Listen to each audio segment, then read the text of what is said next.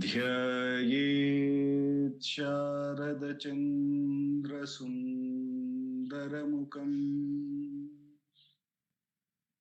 ताम्रारविन्देक्षणम् भक्ताभीष्टवराभयप्रदकरम् कौपीनमात्रोज्ज्वलम् स्वात्मानन्दरसानुभूतिविवशम् सर्वानवद्याङ्गकम्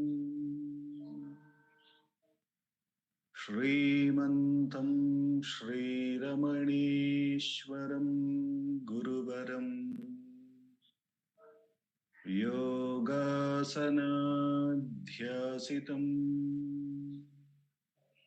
ध्यायेत् श्रीरमणीश्वरम् ध्यायेत् श्रीरमणीश्वरम् ध्यायेत् श्रीरमणीश्वरम्।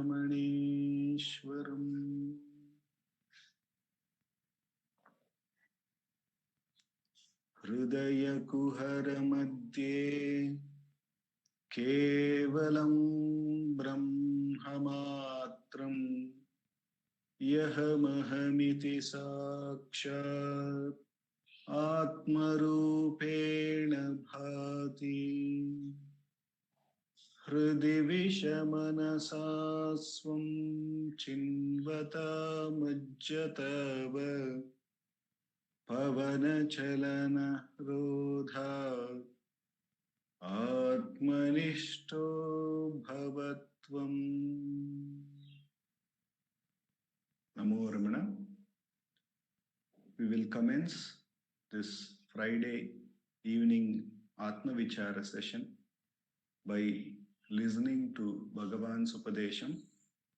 As usual, we have been reading his Upadesham from the book Ramana Answers, Self-Enquiry 1900 to 1950, a compilation of all Bhagavan's answers on the question of Atma Vichara by our founder president Sri A.R. Natarajan ji.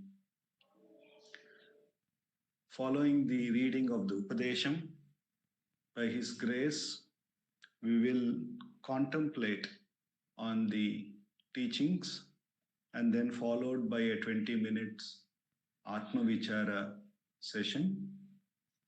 Then following the Atma Vichara session, we will be looking at Atma Vichara from the angle of Ramana Gita, and this will be done by our president, Dr. Sharada Akka. In the series of questions that we have been blessed by Bhagavan to meditate upon, we have reached the question number 61. A devotee asked for Bhagavan about one of the verses of Upadesha Saram. Maharshi said, initially the mantras are better uttered loudly because mental contemplation would be difficult then. Only gradually, as the old tendencies wane, it would be night dancing and singing the name of God. The devotional singing would continue non-stop throughout the night. During the daytime, they would be immersed in dhyana. They would always be contemplating on God in some way or the other. It is also necessary to remember the importance of self-enquiry, for it is hearing the truth, contemplating on it, and abiding in it. I'll repeat the question answer once again. A devotee asked for Bhagavan about one of the verses of Upadesha Saram. Bhagavan answered, Initially, the mantras are better uttered loudly because mental contemplation would be difficult then. Only gradually, as the old tendencies wane, it would be night dancing and singing the name of God. The devotional singing would continue non-stop throughout the night. During the daytime, they would be immersed in dhyana. They would always be contemplating on God in some way or the other. It is also necessary to remember the importance of self-inquiry, for it is hearing the truth, contemplating on it, and abiding in it. When I read this question and answer, two thoughts came to me, as it is not clearly mentioned here which verse of the Upadesha Saram was that the devotee asked. And then more importantly, why is this particular question answer has been selected by Appa or A.R. Natarajan ji in this self-inquiry book for 1900 to 1950. And when I started going through it, and I figured out that this is the verse 4 of Upadesha Saram. Kaya Vang Mana Karyamuttamam Pujanam Japa Chintanam Kramat is the verse that is being probably questioned by the devotee, and to which the Bhagavan is giving the explanation here. As the verse say here, Kaya Vang Manaha. Kaya means the body, the Vak is the speech, and Mana is the mind. Which is Karya Muttamam, which work done through each of this, or we can say that the work done by each of this, the one done by the body, compared to that, the one done by the speech, compared to that, the one done in the mental realm, is Uttamam, is increasingly better. And for that, from Kaya, from the body, we do puja, we do the puja. And from Vak, we do the japa. And from Manas, we will do Chintanam. And here Chintanam most often is in the books that I referred to, wherever the commentary on this particular Upadesha Saram verse is done, it was said as meditation, as Chintanam as meditation. But Bhagavan here very clearly clarifies that it is Atma Vichara. So when I started looking into this verse, the previous verse of this, which is, we look at the Sanskrit verse number 3 of the Upadesha Saram, it says, Ishwararpitam naichaya kritam chitta shodakam mukti sadakam. This is the verse. In this, if you look, it's basically Bhagavan starts about the work, karma yoga, work aspect, and he says that how much ever we work actually in the ocean, though this verse is not saying it, the first verse of Upadesha Saram says, even though we do work as much as the ocean of work, we may not get the para, the ultimate truth. So therefore, Ishwararpitam, all the work should be dedicated to Ishvara, na ichchaya kritam. There should not be any aspiration for oneself. Then that will create chitta shuddhi, which will make the mind clear, and it becomes the sadhana for mukti. So continuing on that, many commentators have looked at this particular verse, the fourth verse that we are meditating on, and I have said that the fourth verse is actually some people have looked at that the karma yoga has been seen that it is not going to give us the ultimate truth. Therefore, Bhagavan has gone here into this as the bhakti yoga.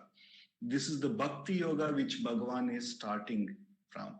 Whereas some people have looked at it as it is the karma yoga done by the outward turn, like in the world wise, even though if it is done with the Ishvara Arpitam, but the karma, how it has to be done with the body,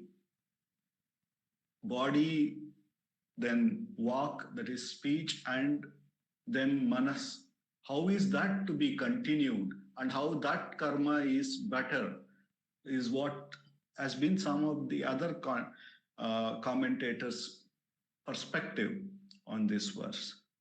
But when we look at Bhagavan's perspective, we see that it is all of this is taking us to that Atma Vichara itself.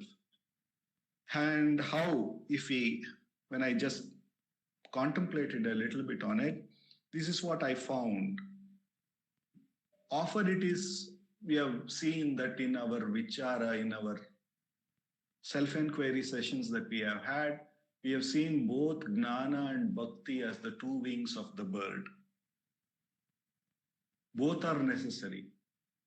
Gnana, the Atma Vichara, and or Gnana and Bhakti, as we say, the two wings of the bird. But the wings have to flap, isn't it, for the bird to fly? So, so the Karma Yoga is there in that. That's how I felt. But what is the purpose of this flight? What is the main objective of this flight? And when we do that, we see it to be to reveal the highest truth. That is the Raja Yoga, or the truth, the Raja Guhya Yoga, as Krishna says in Bhagavad Gita chapter 9. To reveal that. To reveal what? That it is, everything is only the self. The unmanifested self is manifested in all of this life. And that which actually Krishna says, the summary of that Raja Yoga, Raja Vidya Yoga, here in the 9th chapter, verse number 4. Maya tadavidam sarvam jagat vyakta murtina matsani sarva bhutani na chaham teshas vastitaha. He says, what he says here is that the whole of this life dwells in him in his unmanifested form, whereas he doesn't dwell in any of this. So that is the transcendental truth. We have the Vyavaharika Satya, and then we have the transcendental, which is the Raja Yoga, or the Raja Guhya Yoga, which is really what it is, and which is what Nanda Kumarji yesterday said is the wonder.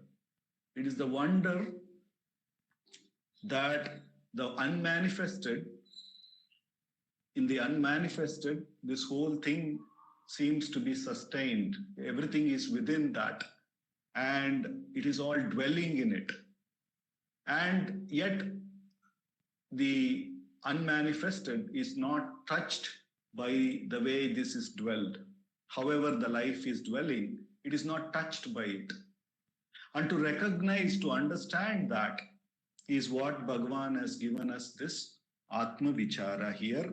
And therefore he says that from the Kaya to walk to then Manas, and then Manas here, Bhagavan brings everything into Manas. We have seen it, both the intellect and everything, and the mind. And he says that from the Manas, we have to contemplate, we have to do the Atma Vichara to understand the truth. And what should we do after having understood the truth? We should contemplate on it, and then we should abide in it. Abide as that truth. or that, or let that truth shine forth naturally. That is what it means to abide in it.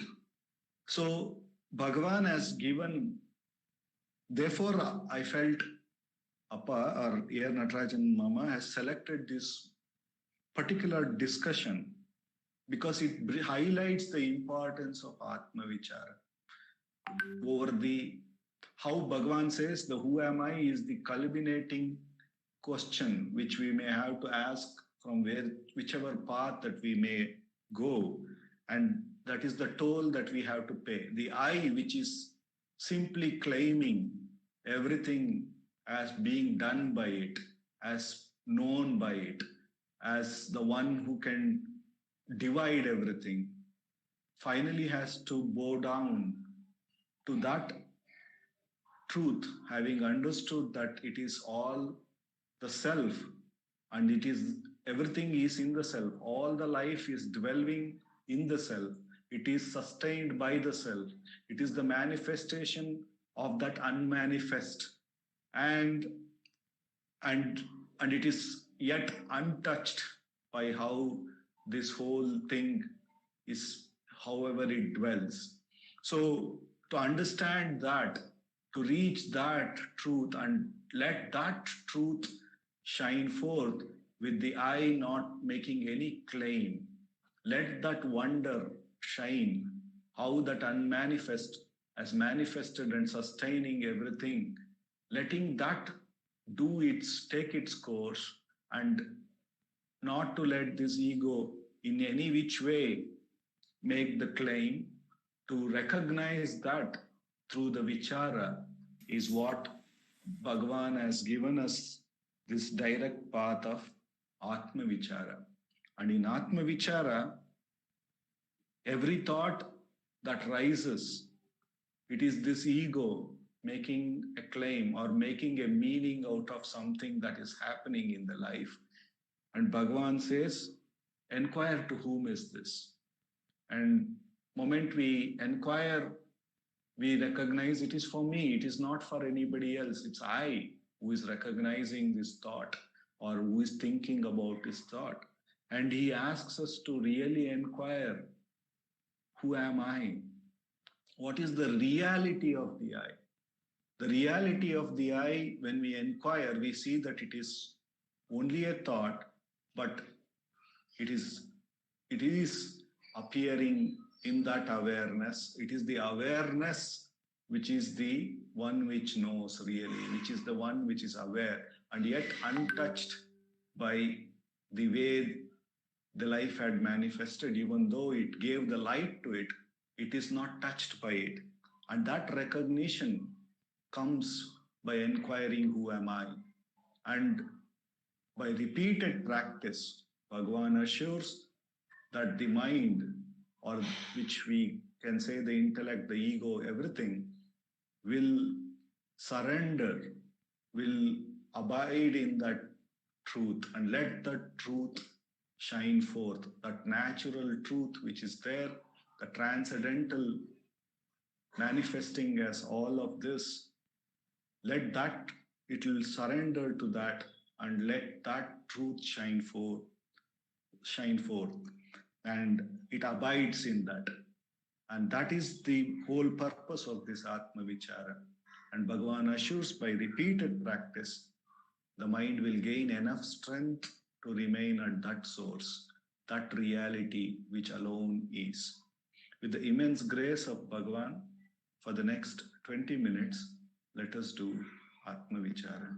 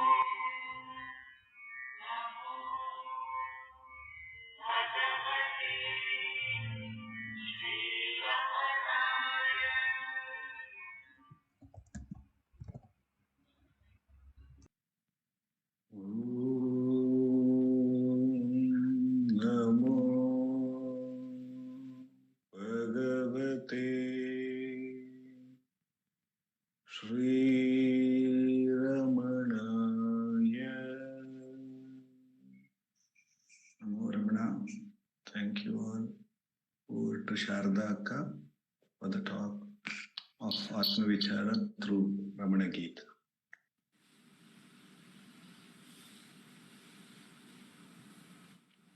Namo Ramana.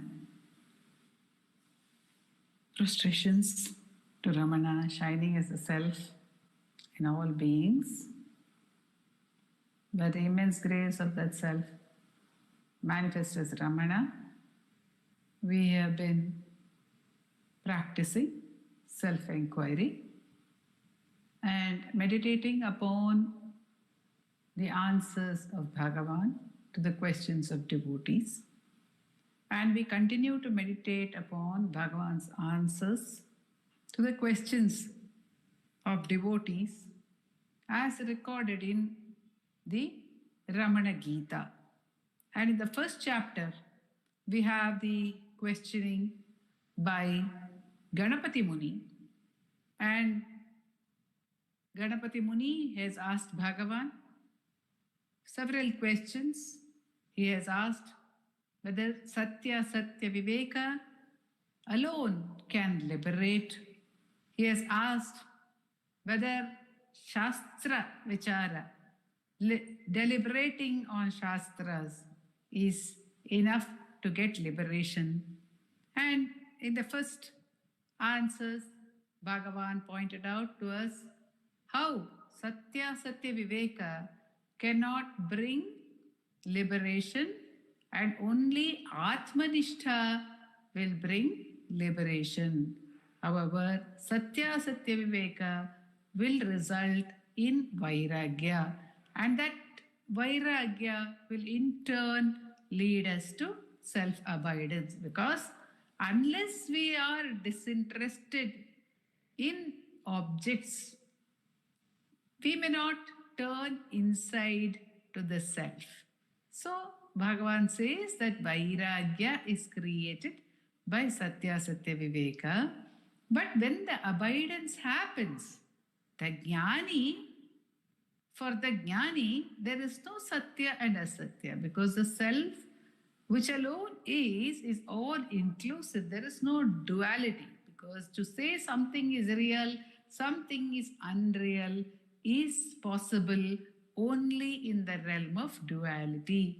Bhagavan says the Jnani does not think of the world as unreal, because the Jnani does not see anything apart from his self.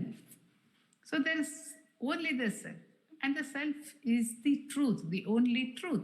So there is no question of anything being untruth. There's no question of that. But so long as one is in the realm of duality, one goes through this exercise of looking at what is real, because we are all searching for what we would call our real nature. Meyyaham, Bhagavan calls it in Aksharamanamale, as Nandakumarji often quotes, Meyyaham. Meyyaham Nadayan. I wanted to search for your true I, O Arunachala, says Bhagavan. We are searching for the true self. And therefore, we have to understand what is truth, what is not truth. And we went into that, and we recognize that anything which is passing is not called the truth, just like a dream. It is an appearance which disappears. Therefore, it is not the truth. And something which is dependent on another thing for its reality cannot be the truth. Because once the other thing is not there, then this will also have to disappear. As thoughts are dependent on the presence of a thinker. And in the absence of the thinker in deep sleep, thoughts disappear altogether. They cannot arise. Therefore, they cannot be called real. So any thought cannot be called real because it is dependent on the thinker. And what of the thinker? The thinker is also not real because the thinker himself or herself disappears in deep sleep. Therefore, it's a non-existent. If something can be non-existent at one point of time, how can it be called real? This is what we say about our dreams. Because they become non existent, we say, oh, it was only a dream. So, this is not the truth. We recognize that the thoughts are not Satya, and we turn attention to the thinker by saying, these are my thoughts. So, why worry about the thoughts? Let me look at this I. And then the question arises, who is this I? Is this I real? Who is this I? When we try to seek the I with an intense question of who am I, what happens is that all other associations of the I automatically drop off, because when I do not know who I am, it is not possible for me to think of anything. And not possible for me to think, then Kaya Vag Mana, Dilip said, first of all, if mana does not arise, if thought does not arise, then speech or action cannot arise. So, it is actually mana, vak, mano, vak, kayam is the progression of expression. It rises first in the mind and then it becomes speech and then it becomes action. So they say that thought, word, and deed should be in unison. These are all good advices that we get from our elders. So it is like when thought itself does not arise, when thought itself has no locus over there, where is the question of word and deed coming after that? So nothing will arise. There will be no duality at all when in the moment of questioning. But what happens? The moment of questioning disappears and the moment of identification arises again. So, what is one to do? Question to question again. Now, here the second answer of Bhagavan comes into play as an explanation to us as to what one has to do. Because Muni has gone on to ask whether discussion of the Shastra Charchaiva, Kimalam Shastra Charchaiva, Mochayet Kevalena Kim. Is that alone enough? He is not saying that one should not discuss the Shastras, but Muni is asking whether discussion of Shastras alone is enough to give liberation, or is there any other means? And Bhagavan says, Na samsiddhit vijignaso kevalam shastra charchaya. For the seeker of truth, just mere discussion of the truth will not liberate, which means discussion is not necessarily outside of oneself. Discussion happens within oneself. If I am doing manana, what is that? When I hear something which is said, like if I hear that this statement, Shastra Charcha will not liberate, alone will not liberate, then I sit down and I think about it. It is called cogitation. I cogitate on it. I think about it. I wonder why is it so?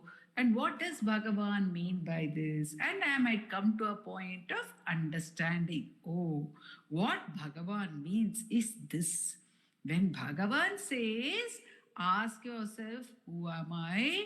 What Bhagavan means is that we are at that point of time not taking ourselves to be the body, not taking ourselves to be the prana, not taking ourselves to be any of the thoughts, not taking ourselves to be any of the mental processes. And we have already understood that all this is not I.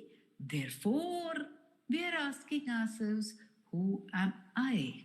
Now, we understand this. How do we understand it? By logic, by reading, by listening, by talking or discussion with our friends about it, by discussion within ourselves about it. We understand. So much of understanding comes, and we understand many things within ourselves, like, for example, even the previous statement which Bhagavan made, that Satya Satya Viveka cannot liberate. Just understanding the difference between reality and unreality, the real and the unreal, cannot liberate us because that would still be in the realm of the mind. This we understand. Where? In the mind. So this is Shastra Charcha. We do more and more refined Shastra Charcha. The understanding of the scripture may become very, very, very refined. We may understand better and better and better the words of Bhagavan. But will this free us by itself? Bhagavan says no. Upasanam vina siddhir naiva syat iti nirnayaha. Without upasana, without practice, we cannot attain the truth. That means to say what? If I am understanding what who am I is, but if I do not practice it, if I do not practice the inquiry, it is not possible to attain the truth. And further, Bhagavan here clarifies what he means by practice. In the next verse, he says, Upasanam vina siddhir naiva syat iti nirnayah abhyasa kale sahajam stitihi prahur upasanam. Siddhim sthiram yatha gachet saiva jnanam tadochyate. So he says upasana is abidance that is intermittent. Upasana is abidance in the self, which comes and then it goes away. Therefore, it is called abhyasa. Sahajam sthitihi. One goes to the same natural state. That alone, says Bhagavan, is practice. Upasana means sitting near. Literally means upa-asana, sitting near. So sitting near the Guru, sometimes it is interpreted as being near the Guru and listening to the Guru's words and trying to practice. Here Bhagavan is defining it as sitting near the self. Why near? Because we are going and coming. Therefore, he calls it near, or he calls it abhyasa. It is practice. So it is not different. Now, Bhagavan is pointing out that the practice has to be of abidance. The practice cannot be anything that is mental. Bhagavan in other places has pointed out that self-inquiry starts when one is off the mental movements. Then what about this practice of asking for whom are the thoughts, asking who am I? Are these not in the mental framework? They are. Obviously, they are in the mental framework. So when we are asking ourselves for whom are these thoughts, are we not doing inquiry? We are actually at that moment preparing for the inquiry. When thoughts arise, we are asking for whom these thoughts are, and then we ask ourselves, who am I? Until that point, there is a mental movement. But the moment we have asked ourselves, who am I? There is no answer that we have. If we have an answer, there is no point asking ourselves that question. So there is no answer that we have. Since we do not have any answer, there is no mental movement. So we experience the very self. That is what Bhagavan says in self-inquiry. The ultimate, what we call the ultimate, the abidance, happens every time we ask ourselves the question, who am I?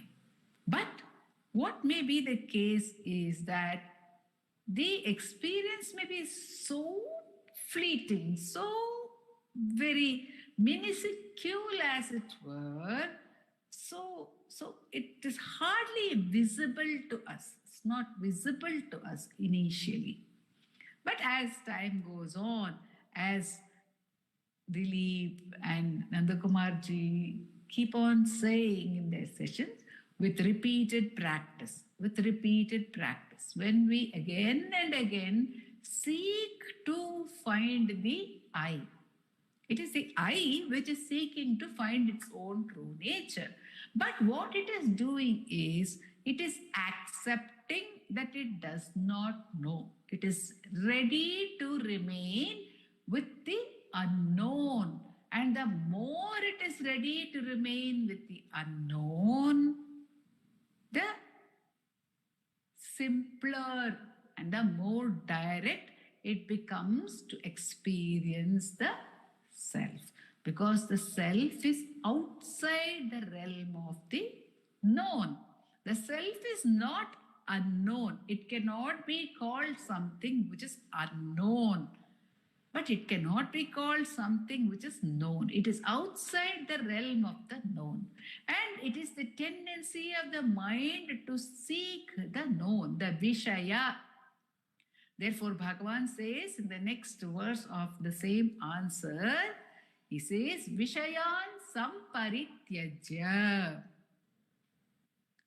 When one drops all the Vishayas, entire objective knowledge, swasvabhavena samstitihi, and abides in one's own natural state, Jnana Kritih Prokta, as a steady flame of knowledge, the flame of Jnana, the fire of knowledge. Sahajam Sthitiratmanaha. This is the natural state.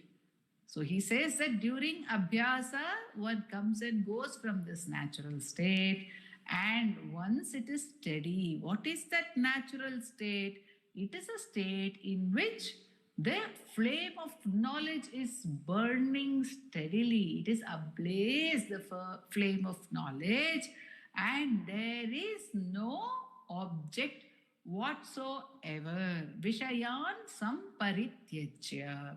So what Bhagavan is saying is, in the practice also, the moment a Vishaya is dropped, what happens? The Jnana Jwala shines, ever shining Jnana Jwala gets revealed. But as we said, it gets revealed slowly, because again and again one's attention is turned on to Vishayas. So what Bhagavan is saying is, this is the practice. No other practice is recommended by him other than the vichara, by which one drops all objective knowledge at one go, at a single stroke, by asking, who am I? The moment one asks, who am I, all objective knowledge has been already drawn into the I thought, and then the I thought is cut at, and it is struck by the question, who am I? And again by striking it in this manner, it would get completely severed, says Bhagavan. So it is the dropping of all objective knowledge, that there is no need to hold on to any objective knowledge, anything whatsoever. So Vishayan samparityajya, all objective knowledge is to be renounced, or it is to be sacrificed into the fire of pure knowledge, which is transcending the objective realm of knowledge. Bhagavan says, such abidance is jnana. It is what he is pointing out to us.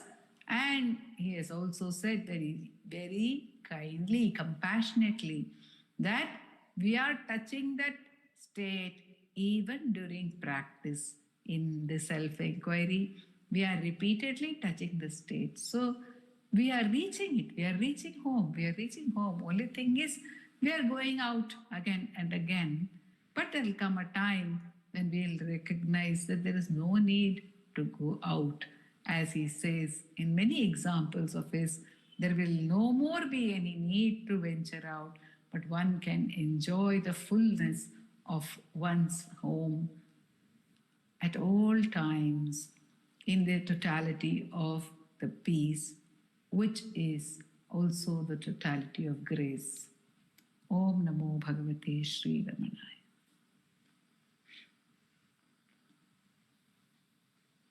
Really? Thank you, Akka. Aparasachit Sukhavarirashi Yasyornimatram Bhuvanam Samastam Guhahitam Tam Ramanam Gabhiram Chintavihinam Hridi Chintayami Chintavihinam Hridi Chintayami. Namo Ramana. Thank you all. Namo Ramana Dilip.